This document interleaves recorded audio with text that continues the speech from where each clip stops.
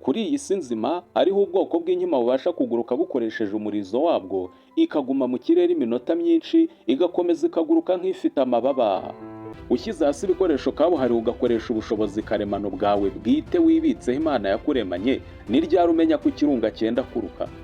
Igisubizo cyatanyije kandi cy'ukuri ni uko tutajya tubimenya dukoresheje ubushobozi bwacu karemano Imana yaturemanye, nyamara inyamaswa zitandukanye harimo inka, ihene ndetse n'izindi zo zibimenya hakiri kare.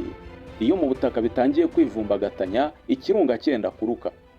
Ayo ni amatungo yo mu rugo. Yarabimenya akabura uko ahunga kuko uba wayafungiranye, ariko andi matungo yidedembya ku gasozi yarahunga akagenda kure y'ikirunga.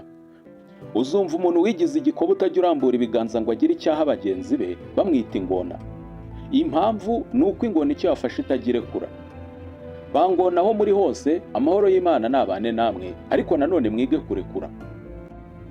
Nubona usinzira wicaye ukagwa hasi utazagira ngo n'izindi nyamaswa niko bimeze, kubera yuko ifarashi yo yifitemo ubushobozi bwo gusinzira ihagaze ndetse inaryamye, ariko kenshi ikunda kwisinzirira ihagaze nk'uburyo buyifasha kwirindira umutekano.